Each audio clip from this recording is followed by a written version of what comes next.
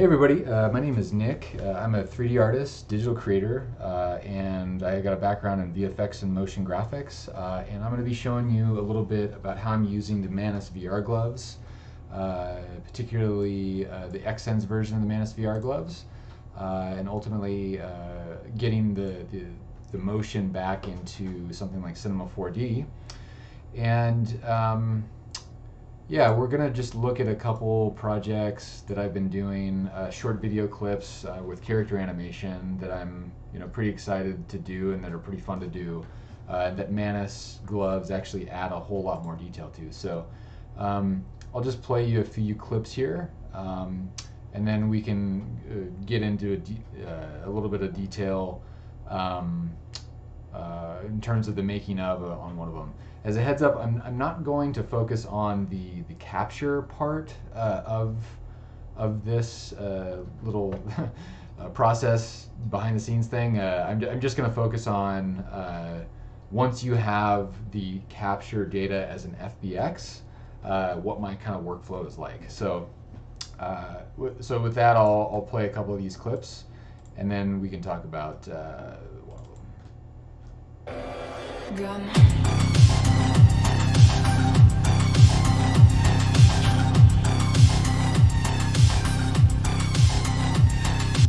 Yeah, so this one was pretty fun to work on. The character is digital character, and then the motion is being driven by the Xsens link suit and the MANUS VR gloves. So if you notice, the character sort of moves up, and then if you watch your hands, and this comes from the awesome ability to be able to use the Xsens link suit in combination with the MANUS VR gloves, which has been amazing. It just adds this level of detail to characters and to projects that otherwise beforehand you would never be able to get. So they say hands are in many ways like the eyes. They're as expressive as the eyes, and so hands are so expressive in terms of just the additional nuance of detail that you can get in your characters, and so that's been great in using the MANUS VR gloves. So let me just I'll play you a few more here. Let's see. Oh, this one has audio.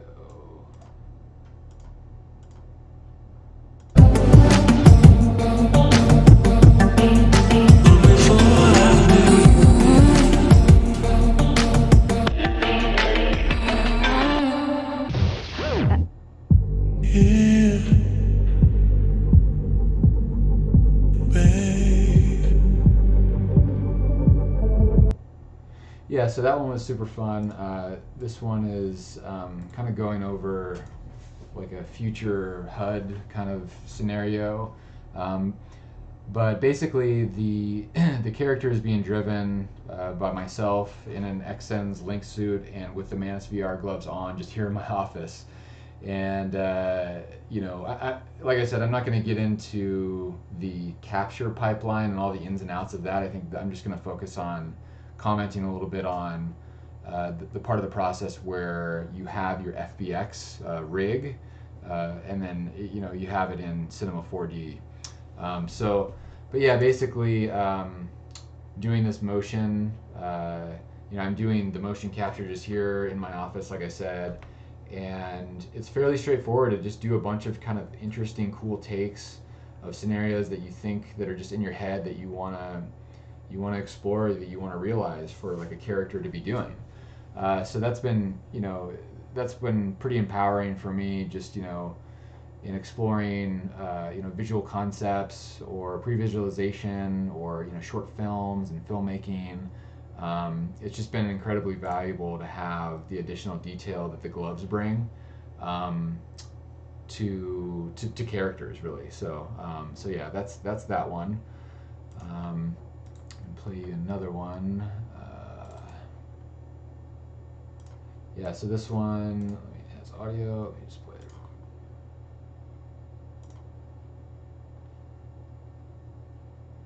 Oops. Maybe I thought it had audio.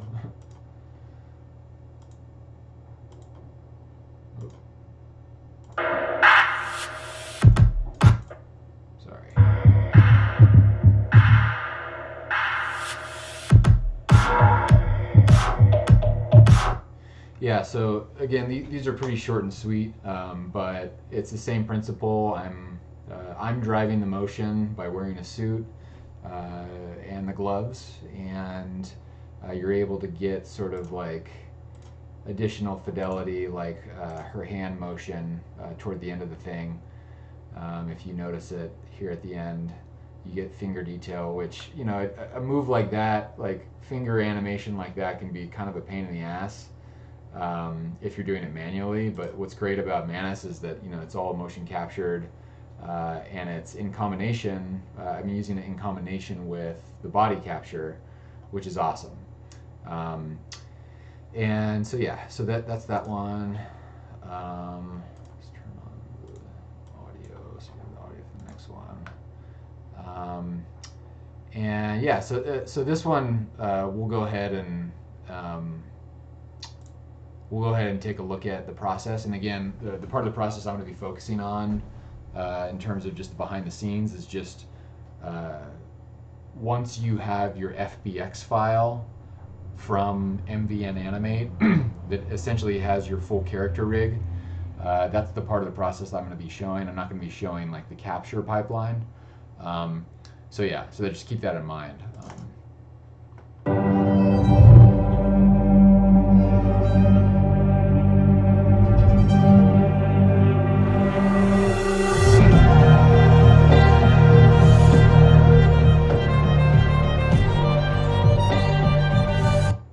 Yeah, so this scene is super fun to work on. Similar principle to the future HUD one. You know, you have a holographic sort of world that's scaled up. You have a character kind of wondering, whoa. And, you know, the nice thing is just the hands, you know, and using the hands to sort of grab objects and, you know, illustrate some sort of like interactive environment. It becomes super valuable to get that hand fidelity in there. So why don't we, yeah, I'll put that one, yeah, we'll pause this one. And yeah, so I can show you a little bit of the Cinema 4D file of this one, and show you a little bit about how I made it. So here we are in Cinema 4D. Essentially, we have our character here, we have the shot, and as you can see here, this skeleton and the hands are all they're all coming from the rig that is generated when you do your capture session. So when you do your capture session, you're given essentially what nets out of capture sessions is generally an FBX file, which is a rig, which is this right here, which is all of the limbs and joints of a biped human. So we have, you know, as you can see in, you know, in the hands here, we have all of the joints of the thumbs and the fingers, all you know, all mapping essentially perfectly to her motion. So that's really great, and it's awesome to just not have to do that manually, because doing it manually is just a lot of work, especially for hands with all of the joints that are in the hands. So anyway, so essentially you have this that comes through as a rig, and then you need to do what's called binding. And in order to show you that, I can set up just a little top level thing about how I do that. I'll open up a separate file here, and I'll import one of these.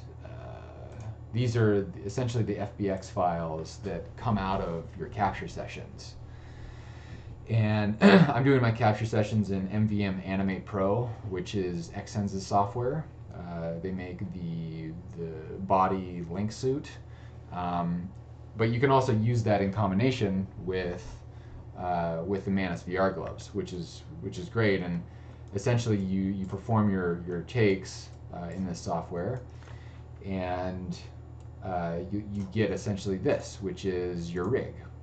And so here you have hips, the right leg, all the joints, And how this comes in, it comes in as the first frame is a T-pose, right? And let's play this back over here.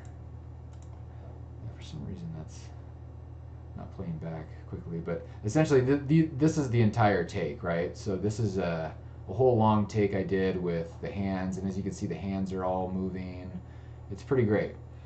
But what you need to do in order to get this onto a character is you need to have, first of all, you need to have your character. So I have one here that I don't think I've used, but so your character, man, it's like super big. Let me scale back out. So this is like this futuristic character or whatever. So you want to scale that down to more or less the size of your skeleton. So essentially you want to get this skeleton in the exact same position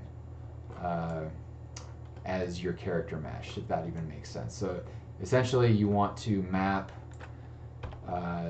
the imported rig skeleton, you want to map it to your character as if it were his skeleton, if that makes sense. So here, and I'm not going to go through this because this is quite a elaborate process in terms of mapping this, right? Mapping all these joints, specifically in the hands. But what you want to do is you essentially hit auto key, and then you position.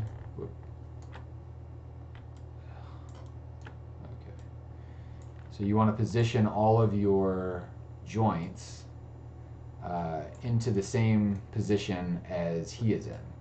So this is going to be pretty crude, and just to show you kind of the general process that I go through. And it probably won't be representative of anything that's like high quality or like working exactly right, but we'll just leave this how this is. And then okay, so let's consider that this is all in the skeleton. This is all like, you know, mapped perfectly. Everything, all the bones map perfectly to the mesh is what you need to do. Then you're going to group this guy. You're going to group the rig there, and you're going to go select children, and then you're going to hit Control, and then select your character meshes that you want to bind to that motion. And then you're going to go up to Character, Bind, Commands, Bind.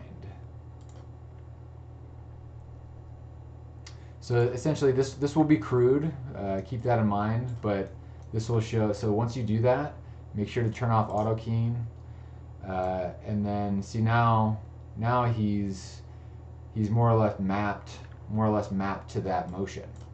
And of course, like, you know, of course it's not mapping exactly right because we didn't go through, but essentially when you do go through and you map the rig to that mesh, everything should line up pretty well. And there's a whole thing of weighting, which I won't get into here, which is basically how the joints sort of affect the mesh, the joints, or how the joints affect the surrounding mesh. And that's a whole separate thing, but this is the basic workflow. So essentially, like, once you have that, you know, mapped, you have, you know, your actor, right? So let's go back to the other scene. But that's just a little bit of how I bind the character. And so in this case, you know, I've already gone through and I've bound the character, and I have reworked the weights so the joints all, you know, look more or less correct on this character. And then you'll notice in this scene I have a little bit of like handheldness to the camera move, and for that I use a plugin called a Grayscale Gorilla Cam. And what this is it's a plugin made by Grayscale Gorilla that allows you to add a little bit of subtle imperfection to camera moves. And so and you can design like your own presets and like shake, value, and amount. So I use that, and it works out really great. I use like this custom made one where I have some of these values set to just shake just a little bit, and just adds a little bit of imperfection to the camera move. And you can also define a camera path and those sorts of things to just make it feel a little bit more real. So that's pretty great. And then yeah, there's also, there's a whole process I go through with like rendering this stuff, which is maybe I use Octane a lot, which is here. See if I can just like cue this up in the render view real quick. See how long this will take to get this in the render view, but yeah, essentially like this is the render fidelity. So like for the hollow material, see if I can pull, where is that guy? Yeah, so the hollow material, the hologram material,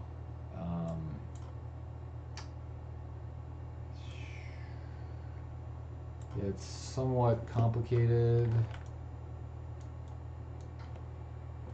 but essentially like I have this image. It's a pretty awesome image that is essentially like really detailed grid. It's like a really detailed like black and white grid that just with a lot of invariability that's mapped, and I have that. Yeah, I have that going into the opacity, and then I have a texture emission with just like the color, like that kind of blue color, and yeah, some other things. I have a normal going on there, yeah, but yeah, basically that's what's getting. And then I have it cubic mapped to or box projected to that mesh. And then I just kind of rework it depending on what object it's on. I kind of tweak the scale and the mapping of it. But yeah, that's just a little bit of an overview of like how I'm creating these. These are super fun to create. Manus gives a lot more control and detail that I was really never able to get until I started using these gloves. And yeah, if you guys want to follow me, I'm on Instagram at I am Nick Bauer. And thanks so much for checking out the content. And I'll see you guys soon.